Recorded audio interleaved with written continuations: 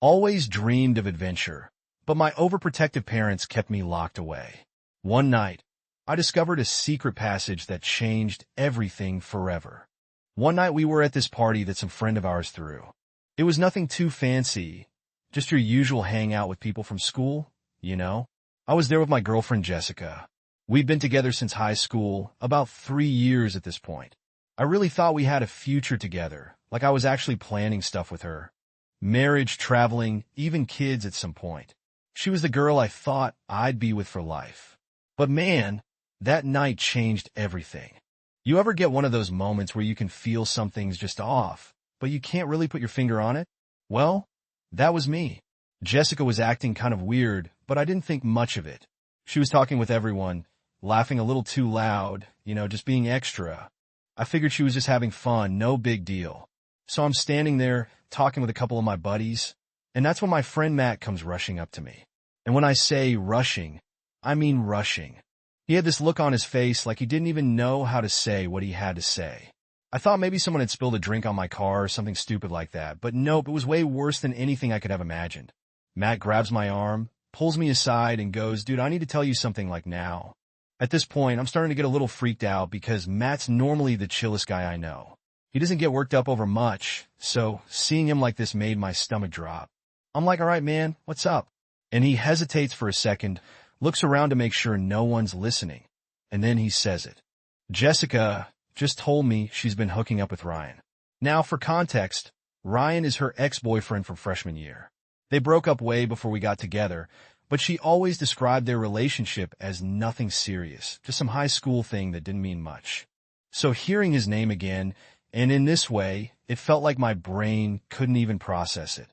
I just stared at Matt for a second, not really understanding what he was saying. "Wait, what do you mean she's been hooking up with Ryan? Like, are you serious right now?" Matt nods, and he looks like he's going to throw up. "She told me they've been sleeping together for months, and that's not even the worst part, dude. She's pregnant. She said it's his." At this point, my heart is pounding. I'm feeling all kinds of things. Confusion, anger, betrayal, you name it. And the worst part was I couldn't even do anything right then. I was in shock. I mean, we'd been together for years, and I thought we had something real. I was already planning on going to my dream college. And now, out of nowhere, I'm hearing that my girlfriend's pregnant with her ex's baby. But Matt wasn't done. She also said she plans to make you raise it. That was it. That's when the world stopped for me. Everything I thought I knew about Jessica, about our relationship, just crumbled right there. The idea that she'd not only cheat on me, but then plan to trap me into taking care of a kid that wasn't even mine? I felt sick to my stomach. So I'm standing there, trying to keep it together, but I can't. I'm feeling so many things at once. Betrayed, heartbroken, and yeah, furious. I couldn't believe the girl I'd spent years with, the one I thought I was going to marry, could do something like this. I just remember looking at Matt and saying, "I gotta go." I couldn't stay there anymore. I couldn't be around people, around Jessica. I had to get out of there before I lost it. I went home that night, but sleep? No way that was happening. I laid in bed, staring at the ceiling, replaying everything in my head over and over again. I thought about all the times I had caught little things, like when I saw her texting Ryan a few months ago. I asked her about it, and she brushed it off, saying it was just puppy love and nothing serious. She even had the nerve to ask if they could hang out because they were just friends now. Like an idiot, I trusted her. I figured if we were going to make it through college, we'd have to trust each other, right? God, I felt like such an idiot. The next morning, I knew I had to confront her. I couldn't just pretend I didn't know. I went over to her place, and the second she opened the door, I knew she was guilty. She tried to act surprised, like she didn't know why I was there, but I could see it in her eyes. She knew. I sat down on her couch, my heart racing, and I just asked her straight up, "Did you tell Matt you've been sleeping with Ryan?" Her face went pale. She tried to play dumb, laughing it off, saying something like, "Oh, that? I was just joking around. I was drunk, and I thought it would be funny. I wasn't laughing." You think it's funny to say you're pregnant with someone else's baby and that you're going to make me take care of it? You think that's funny? She froze, and for a second I thought maybe, just maybe, it was some twisted joke, but then I saw her eyes dart toward the door like she was ready to run. That's when I knew it was all real. I didn't even give her time to lie anymore. I pulled out the pregnancy test I'd picked up on the way over, and tossed it on the coffee table. "Take it." Her hands started shaking, and that's when she broke down. "I'm sorry. Okay. I messed up. It was only once. I don't even know if it's his for sure, but I need you, please. You're the better guy. I know you'd be a great dad." I couldn't believe the nerve of her. She was sitting there, crying, trying to make me feel bad for her, when she's the one who betrayed me. I stood up, and she grabbed my arm, begging me not to leave, but I couldn't stay. "Not after that. I'm done," I told her. "We're done. You made your choice, and now you gotta deal with it." As I walked out, she kept calling after me, saying she loved me, saying it was all a mistake, but I couldn't even hear it. All I could think about was how I'd wasted 3 years of my life with someone who didn't even respect me enough to be honest. And that was just the beginning of the nightmare. So after that whole mess with Jessica, things just kept getting worse. I was trying to move on, but she wasn't having it. Like I thought breaking up with her would mean things were over, but apparently she didn't get the memo. It's like she couldn't accept the fact that I wasn't coming back, no matter how clear I made it. A few days after I left her place, she started blowing up my phone. Calls, texts, everything. She kept saying she wanted to explain or fix things, but honestly there was nothing left to fix. The trust was gone. It was all gone. I'd see her name pop up on my screen, and my stomach would just drop. I couldn't even bring myself to answer. I knew it would just be more of her trying to manipulate me into taking her back, or worse, trying to convince me to raise this kid that wasn't even mine. But the thing is, she didn't stop at just calling me. No, she took things up a notch. One evening, I was chilling at home, trying to just distract myself from everything, when my mom called me from downstairs. She sounded annoyed, so I knew something was up. I went down, and there she was, Jessica, standing on my doorstep, crying her eyes out, begging to talk to me. My mom didn't know the full story at this point, so she just looked confused, but I knew exactly what was going on. I walked down the stairs, and Jessica just launched into this whole emotional breakdown, saying how scared and alone she felt, how she made a mistake, and that she needed me. It was a mess. I wasn't ready for it, honestly. I mean, how do you even respond to that when you're the one who got stabbed in the back? But I knew I had to stay strong. I told her straight up that there was nothing left to talk about. We were done. Over. I didn't want to be with someone who could do that to me. She started crying harder, of course, trying to guilt-trip me like always. She begged me to just listen, and I figured maybe if I gave her 5 minutes, she'd leave me alone after. Spoiler, that didn't happen. So we went up to my room to talk, and the second she sat on my bed, it was like someone turned on a faucet. She started bawling again, saying how she still loved me, and how Ryan didn't mean anything to her. She kept saying it was just one mistake, and that she wanted me to be the one to raise the baby because I'd be such a good dad. I could barely keep my cool at this point. I mean, really? I told her as calmly as I could that I wasn't interested in raising her ex's kid, no matter what. I wasn't even interested in being with her anymore. She couldn't understand why. She actually asked me why I wouldn't stay with her if the baby was mine, like she was expecting me to just forget the cheating. I just sat there, staring at her, completely stunned that she didn't get it. So I told her again, slowly, that I wasn't going to be with her even if the baby turned out to be mine. She tried arguing, saying it was just one time, and that she made a mistake, but I wasn't having it. Finally, after what felt like hours of this back and forth, I asked her to leave. She didn't want to go, but I told her there was nothing more to say. We were done. I had to practically push her out the door. She was still crying, still begging for another chance, but I just couldn't take it anymore. I needed her out of my life. But here's the thing. She didn't stop. Over the next few weeks, she kept showing up at my house unannounced, calling me nonstop, texting me about random stuff that had nothing to do with the baby. It was like she was trying to act like we were still together, even though I made it clear that we were over. There was this one time, this was probably the worst of it, where she showed up at my house at like 10 p.m. I was in my room, minding my own business, when I heard a knock on the door. I figured it was my mom or dad, but when I opened it, there was Jessica standing there with this weird, desperate look on her face. Before I could say anything, she stepped into my room and tried to kiss me. I pushed her back, completely caught off guard. I couldn't believe she thought that was okay. I told her again, as firmly as I could, that we weren't together and that I didn't want her showing up like this anymore. She got all teary-eyed again, saying she was so sad and that the baby could feel her sadness or some nonsense. She kept trying to use that as an excuse to hang out with me. I had to stand my ground. I told her she needed to leave, and if she kept pulling this, I'd have to block her completely and cut off all contact. That seemed to finally get through to her, at least for a little while. But the worst part was, even though I knew I had to cut her out, it still hurt. Every time I saw her face or heard her voice, it reminded me of everything we were supposed to have. We were supposed to have a future together, and now all I could see was the betrayal. It was like this constant tug-of-war in my head. One part of me still wanted to be with her, the girl I thought I knew, but the other part of me knew that she wasn't that person anymore. Eventually, after what felt like forever, the results of the paternity test came back. I remember the exact moment I got the call. My heart was pounding in my chest as the doctor on the other end of the line confirmed what I already knew deep down. The baby wasn't mine. Relief and sadness hit me at the same time. On one hand, I was glad I wasn't tied to Jessica for the rest of my life, but on the other hand, it was the final nail in the coffin of our relationship. There was no coming back from this, not that there ever was. I thought that would be the end of it, but Jessica, she had other plans. She kept trying to convince me to be the father anyway, because according to her, I was still the better choice. I told her to talk to Ryan since he was the real father, but she admitted that he didn't want anything to do with the baby and wanted her to terminate the pregnancy. I stood my ground.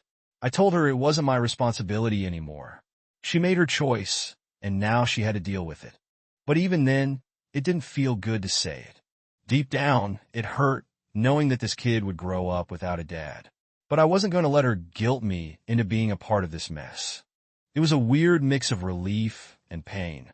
I wasn't trapped with her, but it still hurt knowing that everything I thought we had was gone for good. Update 1. After everything that had already happened, I thought things couldn't get any crazier. I really did. I figured once the paternity test came back and proved I wasn't the father, Jessica would get the picture and finally leave me alone. But if there's one thing I've learned, it's that I shouldn't expect anything when it comes to her. So a few weeks after I got the paternity results, I was starting to get my life back together. I had stopped answering her calls and texts, and she wasn't showing up at my house as much. It felt like things were getting back to normal, or at least as normal as they could be after everything that went down. But then, one night, I was just chilling in my room, trying to focus on my college plans when my phone buzzed. It was my dad. He never calls this late unless something's up, so I picked up right away. "Hey, what's going on?" I asked, trying to sound casual, but I could hear the tension in his voice. "Did you get a girl pregnant and ditch her?" he asked, and I could tell he was trying to keep calm. My heart sank. I knew immediately this had to be Jessica. There's no way he'd just ask me that out of nowhere. "What are you talking about?" I replied, even though I knew exactly what was going on. "Jessica came by the house earlier today," he explained. "She's saying you're the father of her baby, and that you've been ignoring her." I couldn't believe it. After everything, she was still trying to pull this crap. She knew I wasn't the father. She knew. But here she was, going behind my back, telling my parents some twisted version of the story. "She's lying," I said, trying to stay calm, but feeling my blood start to boil. "I'm not the father. I got a paternity test, and it proved it wasn't mine. She cheated on me with her ex, Ryan. He's the one who got her pregnant." There was a pause on the other end of the line. I could tell my dad was trying to wrap his head around it. "You have the test results?" "Yeah," I said. "I have them. I'll show you if you want. But trust me, she's lying." He sighed. "All right. I believe you. I wish you'd told us sooner. Your mom was pretty upset. I get it. I probably should have filled them in earlier, but honestly, I didn't want to drag them into the mess. I was trying to handle it on my own, and I didn't expect Jessica to go this far. I told my dad I'd talk to my mom and clear things up, but I was fuming. I couldn't believe Jessica had the nerve to go to my parents' house and tell them I'd abandoned her. It was like she couldn't accept that I wasn't going to play her game anymore, so she was trying to drag my family into it. The next day, I talked to my mom. She was obviously upset, but relieved when I showed her the paternity test results. It was hard seeing her so sad over the whole thing. Jessica had apparently broken down in front of her, crying and playing the victim card, saying how she was scared and alone, and how I was the only one who could help her. She made it seem so real, my mom said, shaking her head. "I can't believe she would lie like that." I couldn't either, but that's what Jessica did. She lied. She manipulated. And now she was trying to drag my family into her mess. With my parents on my side, I thought maybe that would be the end of it. Maybe now that she knew I had told everyone the truth, she'd finally leave me alone. But of course she didn't. A few days later, I got a message from one of my friends. "Dude, have you seen Jessica's social media?" he asked. I hadn't. I was doing my best to stay away from anything that had to do with her. But out of curiosity, I checked. And there it was. This long post about how she was going through the hardest time of her life, and how she was being abandoned by the father of her child. She didn't mention me by name, but it was obvious who she was talking about. People in the comments were posting stuff like, "Stay strong, girl," and "You're going to be a great mom even if the dad's not in the picture." It was infuriating. She was spinning this whole narrative, making me look like the bad guy. And I couldn't even defend myself without making things worse. I mean, what was I supposed to do? Comment on her post like, "Actually, I'm not the father, and she cheated on me with her ex?" That would just add fuel to the fire. I was venting to my friend Matt about it later that night. He's the one who told me about Jessica in the first place. So he's been there through all of this. "Man, she's not going to stop," he said. "She's trying to ruin your life because she can't handle the fact that you're not going to take her back." I knew he was right. And it sucked because there was really nothing I could do to stop her. She was going to keep telling people whatever she wanted, and I just had to live with it. The breaking point came a few weeks later when she showed up at my work. I was in the middle of my shift when I saw her walk in. My stomach dropped. I hadn't seen her in person since the whole paternity test thing, and I wasn't ready for this. She came right up to me, completely ignoring the fact that I was at work. "We need to talk," she said, her voice low and serious. I pulled her aside, trying to keep things as calm as possible. "What do you want, Jessica?" "I can't do this alone," she said, her eyes welling up with tears. "You were supposed to help me. You were supposed to be there for me. I'm not the father," I told her, for what felt like the millionth time. "I've done everything I can. You need to let this go." She didn't listen. She just kept going on and on about how scared she was, how she didn't know what to do without me. It was like she didn't even hear me when I said we were done. "I'm not going to be a part of this," I said firmly. "You need to figure this out with Ryan. I'm not going to raise his kid." That's when she lost it. She started crying loudly right there in the middle of my work. People were staring, and I felt like the ground was falling out from under me. I wanted to disappear. "I love you," she yelled through her tears. "You're the one I'm supposed to be with." It was a nightmare. I had to call my manager to get her out of the building, and the whole time she was screaming about how I was abandoning her and the baby. I could feel everyone's eyes on me, judging me, even though I knew I hadn't done anything wrong. That night, I knew I had to cut all ties with her completely. I blocked her number, her social media, everything. I told my parents not to answer if she showed up again, and I told my friends to stop telling me what she was posting online. I just couldn't deal with it anymore. I thought I could get through it all quietly, but Jessica had other plans. Update 2.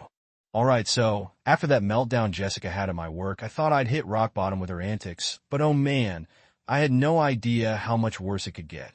You'd think after getting her kicked out of my job and blocking her on everything, she'd get the message. She didn't. Not even close. A few days after the whole work incident, I was at home, finally starting to feel like I could breathe again. I cut her out, blocked her number, deleted her from all my social media. I wasn't hearing from her directly anymore, so I thought I was in the clear. But then, my mom called me into the living room. She had this weird look on her face, like she didn't know how to say what she was about to say. "Your dad and I got something in the mail today," she said, holding out this envelope. I took it and opened it up, and my stomach dropped. It was a letter from a lawyer. Jessica was trying to sue me for child support, for a baby that wasn't even mine. Now, you might be wondering how she could possibly think this was going to work. Well, turns out she was claiming that because we had been in a relationship for so long, and she was pregnant during that time, I should be responsible for helping her out financially. She was saying that I had acted as a father figure, and that meant I should have to pay. I couldn't believe what I was reading. I was furious. This girl had not only cheated on me and lied about the baby being mine, but now she was trying to drag me into court over it. I couldn't let this slide. I immediately called my dad. I knew he'd have some advice, and he was just as angry as I was. "You need to get a lawyer," he said. "Don't let her get away with this. She's just trying to mess with your life." So that's exactly what I did. I found a lawyer and explained the whole situation. He was pretty confident that the case wouldn't hold up in court, especially since I had the paternity test proving the baby wasn't mine. But still, it was a hassle I didn't need. Just the thought of having to go to court, sit in front of a judge, and deal with Jessica again made me sick to my stomach. A few weeks later, the court date rolled around. I walked into that feeling nervous as hell. I mean, yeah, I had all the evidence on my side, but still, it was nerve-wracking. Jessica was there, sitting at the other table, looking all smug like she thought she was about to win something. It took everything in me not to lose my cool. The judge started going through the paperwork, and my lawyer presented the paternity test right off the bat. I could see Jessica's face change when he brought it up. She went from looking confident to suddenly shifting in her seat, like she realized she might have messed up. The judge took one look at the results and then asked Jessica's lawyer why they were even here if I wasn't the father. Her lawyer tried to make some excuse about emotional bonds or some nonsense like that, but it wasn't working. The judge wasn't having it. I'll never forget what the judge said next. He looked right at Jessica and said, "Miss, this young man is not the father of your child, and there's no legal obligation for him to support you. This case is dismissed." I let out a breath I didn't even realize I was holding. It was finally over. I thought, finally, I'm done with this nightmare. But of course it wasn't that simple. Even after the court case was thrown out, Jessica didn't back off. She doubled down on her harassment. She started sending me these weird, guilt-tripping messages from random phone numbers talking about how she was ruined because of me, how she was struggling to make ends meet, and how her life was falling apart. She made it sound like it was my fault that Ryan didn't want to step up and be a dad. Like I was somehow responsible for her entire situation. I didn't respond. I couldn't. What was I supposed to say to that? I wasn't going to let her drag me back into her mess. The next few weeks were quiet. I started focusing on my own life again, working extra shifts, planning for college, trying to rebuild some of the peace she had destroyed. But every time I started to feel normal again, something else would happen. One day I came home from work, and my mom was sitting at the kitchen table, looking stressed. Jessica came by today, she said, her voice tight. She was crying, saying you've ruined her life. I could feel the anger boiling up inside me again. What did she say? She just kept going on about how you left her when she needed you the most, and how she doesn't know what to do anymore, my mom replied, shaking her head. I told her she needs to leave you alone, but she wouldn't listen. She said she's desperate. That was it. I couldn't take it anymore. I had to stop this once and for all. I called my lawyer again, explaining what was going on, and he suggested I file for a restraining order. I didn't want to go that far, but at this point, I didn't have a choice. She wasn't going to leave me alone unless I took some serious action. So, I filed for the restraining order. I thought maybe that would scare her enough to finally back off. It was a tough decision, but I couldn't keep living with this constant anxiety, wondering when she was going to show up at my house or my work again. The day of the restraining order hearing came, and Jessica actually had the nerve to show up. She looked like she had been crying, like she was still trying to play the victim, but I wasn't falling for it anymore. I told the judge everything. How she had been harassing me, showing up unannounced, spreading lies about me, and even trying to sue me for child support. The judge didn't take long to make a decision. He granted the restraining order, and Jessica was officially barred from contacting me or coming near me. It was the biggest relief I'd felt in months. I walked out of that courtroom, feeling like I could finally breathe again. I wish I could say that was the end of it, but Jessica didn't go down quietly. Even with the restraining order in place, she still tried to send me messages through mutual friends, trying to get sympathy and making it sound like I was the bad guy. But at least now, I had something legal on my side. If she kept pushing, I knew I had a way to stop her. It wasn't the closure I wanted, but it was the closest I was going to get. At the end of the day, I had to focus on moving forward with my life. I had dreams, goals, and a future ahead of me that didn't involve her. For the first time in what felt like forever, I was free. Update 3. So, after getting the restraining order, I thought things were finally calming down. For the first time in months, I could actually focus on my life and not constantly worry about Jessica popping up out of nowhere. The whole ordeal had left me pretty messed up mentally, but I was determined to move on and put all that behind me. I figured I'd done everything I could to keep her out of my life, and that was it. Turns out I was wrong. Even with the restraining order in place, Jessica wasn't done trying to make things difficult for me. She didn't try to contact me directly anymore, thankfully, but she started using a different tactic that I didn't see coming. It all started when my cousin Jake called me one afternoon. He sounded weirdly hesitant, which was strange because Jake's usually the kind of guy who just says whatever's on his mind. He goes, "Hey man, I don't know how to tell you this, but Jessica's been talking to people." I was like, "What do you mean, talking to people?" I knew he wasn't talking about normal conversations, so I already had that sinking feeling in my gut. "She's been telling everyone in the group that you're the reason her life is ruined," he continued. "She's making it sound like you abandoned her and the baby, and people are starting to believe her." That hit me like a truck. I couldn't believe it. Even after the restraining order and everything that happened in court, she was still out there spreading lies, and now she was using my friends to try and make me look like the bad guy. I was furious. I couldn't even speak for a minute because I was so angry. "Who's she been talking to?" I finally asked. Jake listed off a few names of people we both knew, people who'd known us back when Jessica and I were still together. Most of them hadn't reached out to me, so I didn't even know this was happening.